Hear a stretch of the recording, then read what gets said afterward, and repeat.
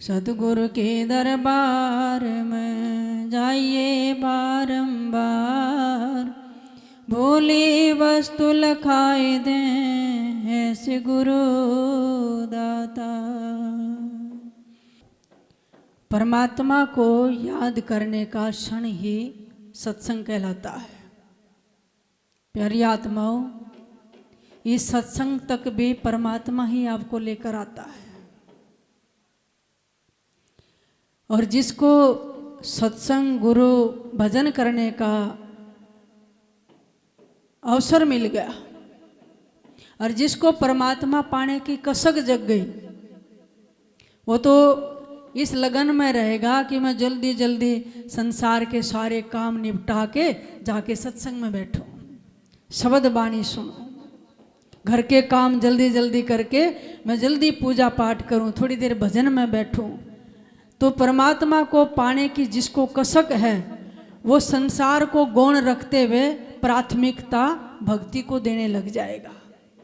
नहीं तो भाई, जिस तन मन को लेकर आप भगवान को प्राप्त कर सकते थे और उस तन मन को लेकर केवल संसार के पदार्थों में निरंतर लगाने से बुद्धिमानी नहीं है। और देखिए, जब सतगुरु कबीर साहब कबीर चौतरे पर सत्संग फरमाते,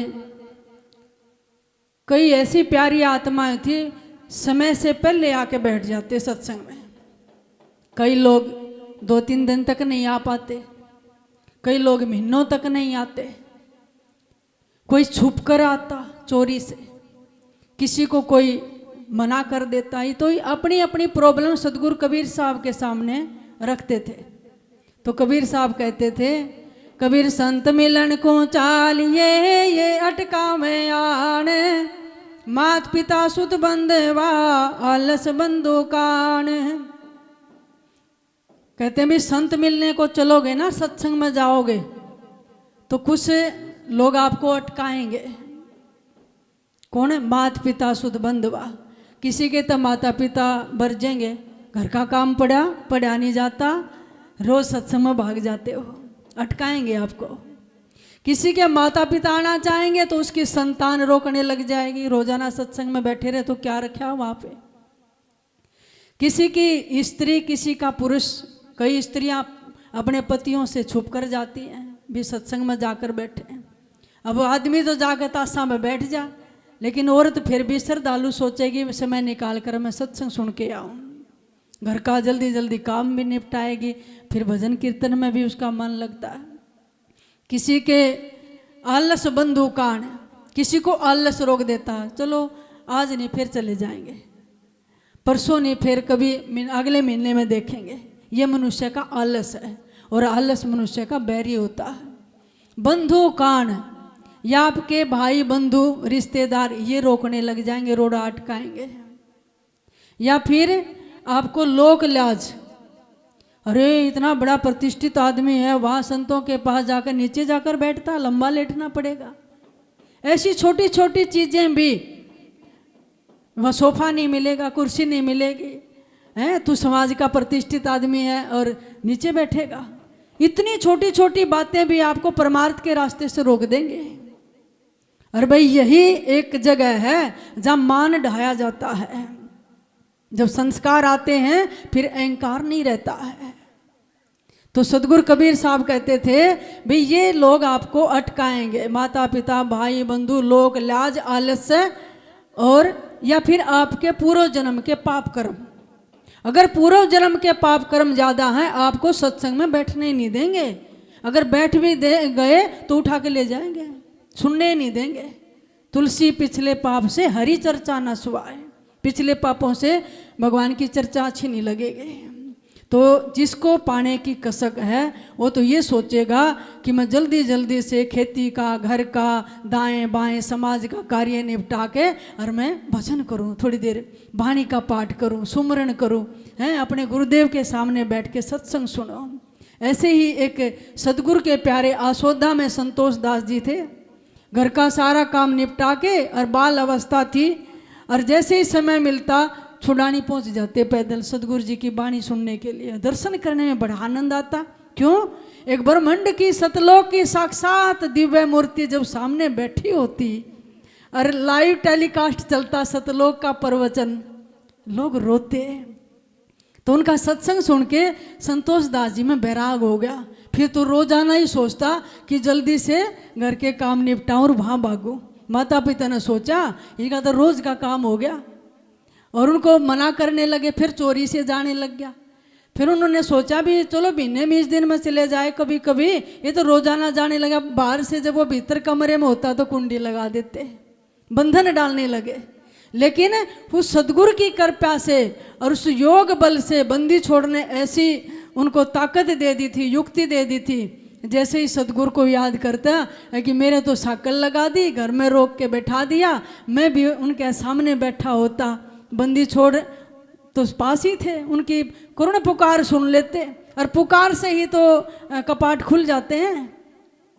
रात के समय सब सोए होते, उसका बाहर से कुंडा लगा होता और संतोष दास जी कमरे से गायब हो जाते, छुड़ानी पहुंच जाते योग बल से। और माता पिता सुबह देखते कि बाहर से तो साकल लग रही, लेकिन जिसके जो चप्पल जूते हैं ना, इन पर मिट्टी लगी भी है और सुबह सुबह की ओस से गिल्ली है। तो पूछते भी कहाँ गया था? कहेंगे झूठ कैसे बोलो, सदगुरु के दर्शन करके आया। फिर उन्होंने कहा भी हमने तो साकल लगा दी थी। कहेंगे बस बंदी छोड़ की कृपा है।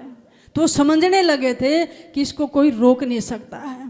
मैं तो अपनी बताऊं, जब ऐसी लगन लगी कि हाँ भक्ति करनी है तो घर का काम बहुत होता, कभी खेतों का बरोटे लाने, कभी घास कटवाना, कभी गोबर घेर के आना, कभी खेत से पानी लाना है और फिर पढ़ाई का काम भी, लिखाई का भी, राइटिंग का भी और लर्निंग का भी, याद भी करना है।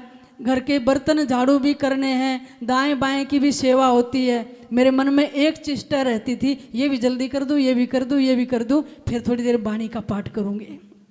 मेरा नियम बन गया, मैं डेली ग्रंथ साहब का पाठ करती।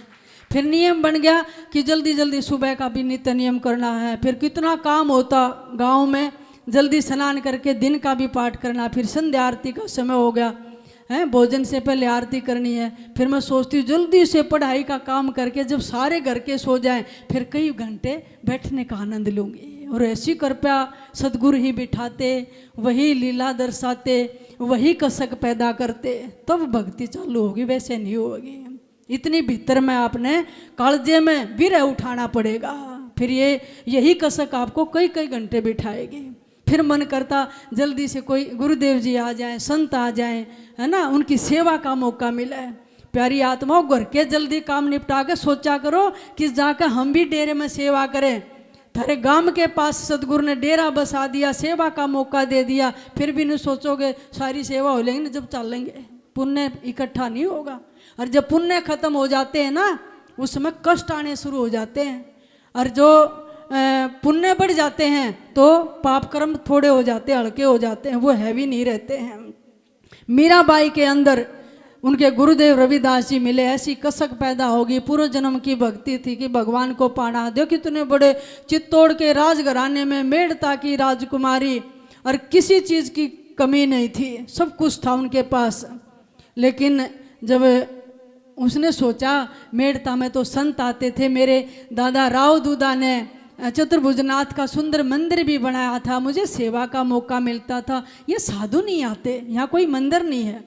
अपने पति भोज से फरमाइश की, भोज ने अपने पिता महाराणा सांगा को मनाया कि जो मीराबाई सा है ये संतों की सेवा, सत्संग, भगवान की पूजा करना चाहती है और हमारे राजपूत घर में बाहर नहीं जाने देना चाहते। महल के किले के पास ही मंदिर बना दिया।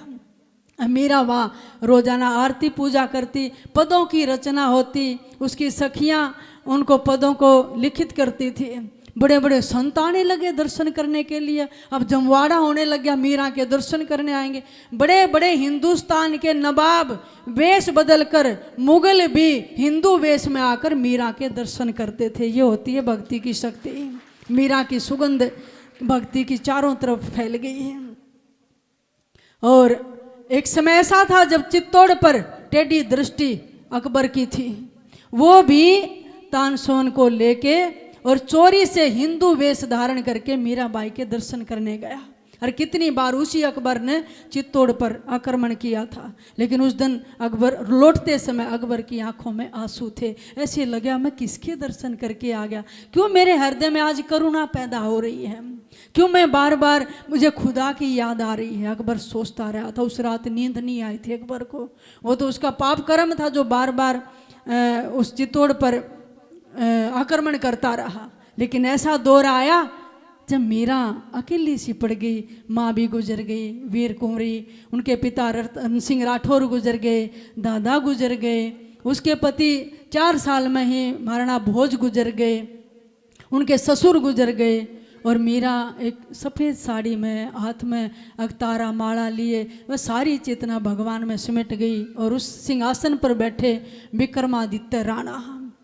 फिर देखा, अरे हमारे राजघराने की ये विधवा भी होगी और फिर भी जाकर संतों के पास इस मंदिर में जाकर बैठती है। रोक दिया, ताला लगाने लग गए। वो संकट आए मीरा पर, लेकिन सारी विपरीतताओं में भी मीरा की भक्ति कम नहीं हुई है, उनकी सेवा धर्म कम नहीं हुआ। सब तरह की प्रतिकूलताएं, कष्ट आए, लेकिन तलवार लेकर राणा खड़ा हो गया एक दिन। अरुदाबाई को कहा कि आज गए तो मारी जाएगी, हत्या कर देंगे। लेकिन उस दिन मीरा ने खड़ी होकर जवाब दिया राणा को, क्या?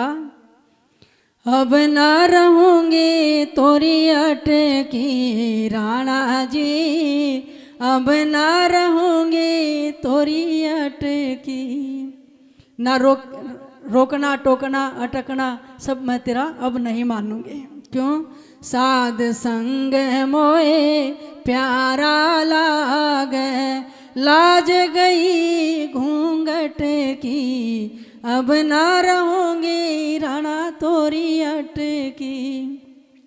अब राजपूतों में इतना उतना घूंघट करते हैं, लेकिन मीरा ने घूंघट उठा दिया। किससे पर्दा? परमात्मा से मिलना है तो मीरा ने घूंघट भी उठा दिया। अरे मुझे तुम्हारी किसी की संगत अच्छी नहीं लगती। क्यों? इधर की बात उधर की, सारी संसार की चर्चा होती, कोई बैठ के भगवान की चर्चा नहीं करता।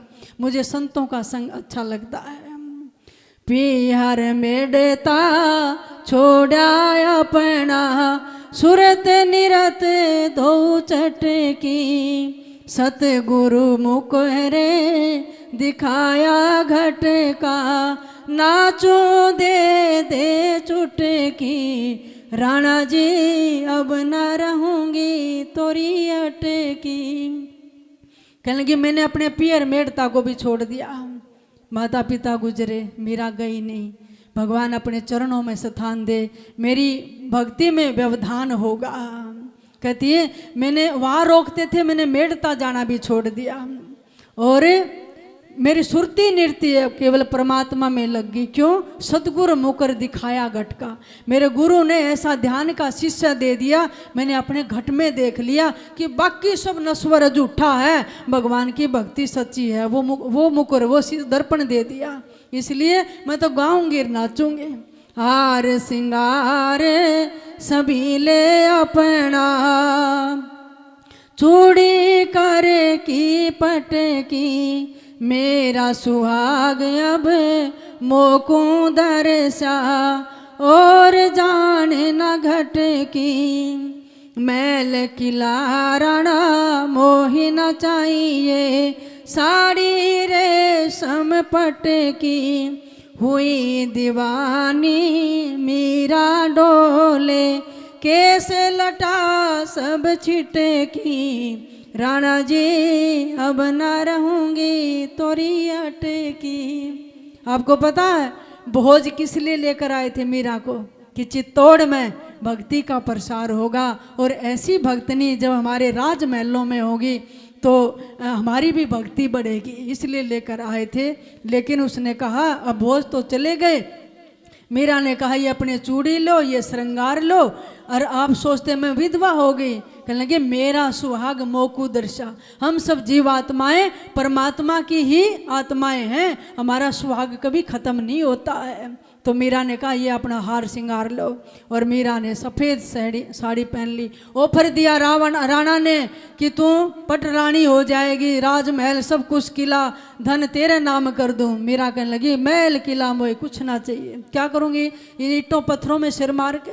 जब भगवान मिलने वाले इस देह में हैं, क्यों झलक मिलती थी मीरा को बार बार।